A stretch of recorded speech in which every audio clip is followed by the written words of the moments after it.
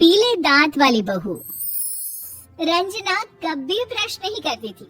उसे कितनी बार उसके माँ बाप ने डांटा, लेकिन उसका कोई असर उस पर होता ही नहीं था, जिस कारण से उसके दांत पीले पीले हो जाते हैं शादी के बाद।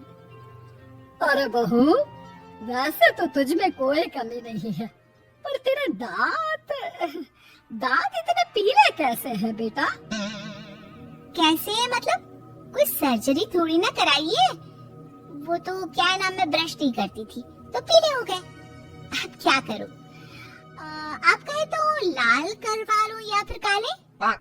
यार ये क्या है, क्यों माँ से लड़ रही हो? लड़ रही हूँ? अरे मैं लड़ रही हूँ या ये बोल रही है कि दांत पीले हैं, पीले। अरे तपस्या थोड़ी ना की है इन्हें पीले करने के लिए। बकायदा ब्रश नहीं किया है 20 साल तक, तब जाकर। छी, कैसी बात कर रही हो?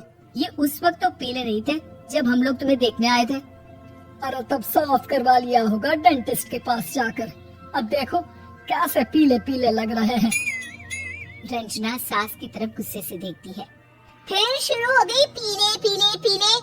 अरे पीले तो तब भी थे जब मेरे हाथ का रसगुल्ला उड़ा उड़ा कर खा रही थी और बोल रही थी, लड़की नहीं गुणों का खजाना दे रहे भाई साहब आप। अब वो लोग करते भी तो क्या करते, पीले दांत वाली बहू पल्ले पड़ी थी तो झेलना तो था ही। एक दिन कीर्तन में रंजना गाना गा रही थी। अरे कमला बहन, माँ का द्वार है, यहाँ तो सब शुद्ध होकर आते हैं, फिर अपनी बहू को ब्रश भी नहीं करवाती तुम। दूर से पीले पीले दांत भक्ति में बाधा उत्पन्न कर रहा है। और कोई 2 साल के बच्चे थोड़ी ना लेकर आई हूँ मैं बहू बनाकर। अच्छी खासी लड़की है, अरे कैसे करवाऊं ब्रश? ये तो उसे खुद करना चाहिए ना। अब माँ बाप तो इसके जैसे तैसे निपटा दिए, ये नहीं सोचा कि सास कैसे संभालेगी। सास बहू को लेकर घर आ जाती है, लेकिन सोच लेती है कि अब इसे लेकर कहीं नहीं जाएगी। अगले रोज बहू कहती है, अरे क्या हो गया, मंदिर नहीं जाना क्या? कीर्तन का वक्त हो रहा है। मेरी मधुर वाणी से कान्हा जी जागते हैं और सोते हैं। आप तो जानती है ना उनकी भक्ति में कितना मन लगता है मेरा।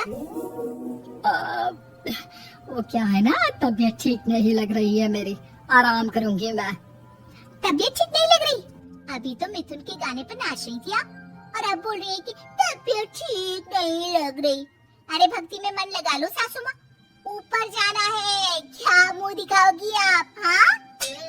सास को बहू की बात पर गुस्सा आ जाता है।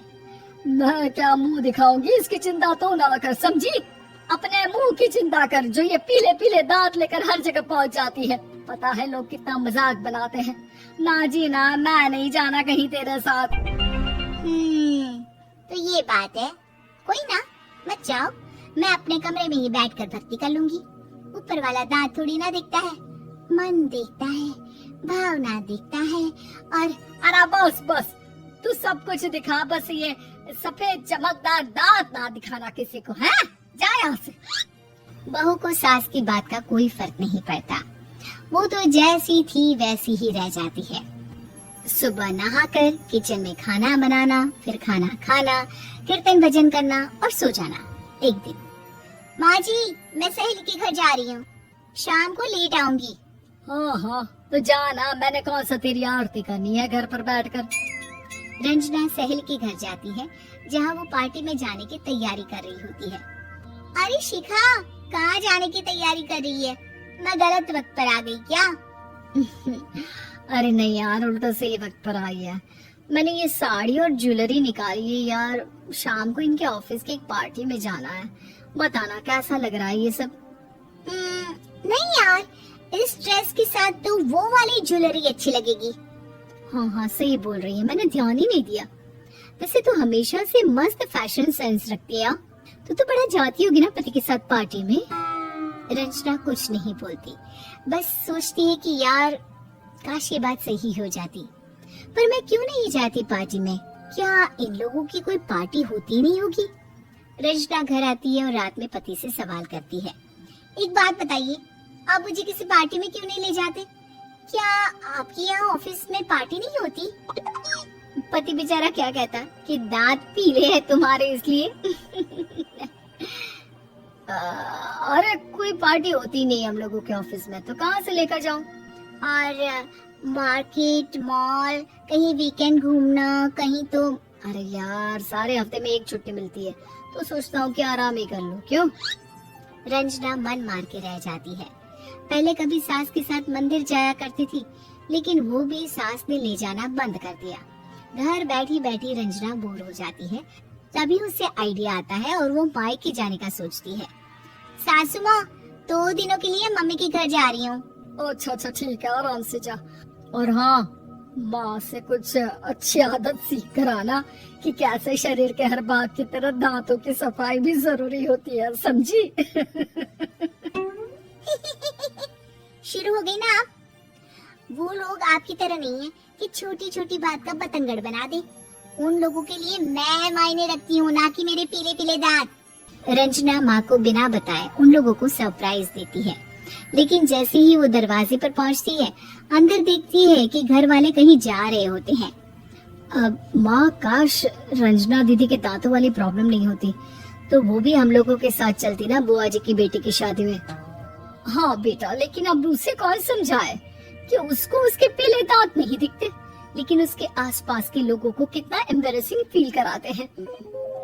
मुझे तो कितनी बार उसके स्कूल की टीचर ने शिकायत की कि उसके साथ कोई लड़की बैठना भी नहीं चाहती, और ना ही कॉलेज में कोई उससे बात करना चाहता था। लेकिन पता नहीं क्यों उसे ये बात समझ में नहीं आती। कोई कमी नहीं है उस लड़की में, बस यही के दांत पीले हैं। वो तो भला हो जीजा जी और उनकी माँ का, जो दीदी को जैसी है वैसे ही रखा हुआ है। रंजना को अपने घर वालों की बात सुनकर बहुत दुख होता है। वो सोचती है कि वो क्या करे, लेकिन फिर वो सीधा डेंटिस्ट के पास जाती है, अपने दांत चमकाती है और कसम खाती है कि वो रोज ब्रश करेगी। और क्या हो गया? तुम तो 2 दिनों के लिए गई थी ना? पर कोई ना, अच्छा है, चलो आ गई तो। रंजना सास के सामने आकर खड़ी हो जाती है और पूरी स्माइल करती है, उसके चमकदार दांतों को दिखाती हुई। हैं? चले मंदिर?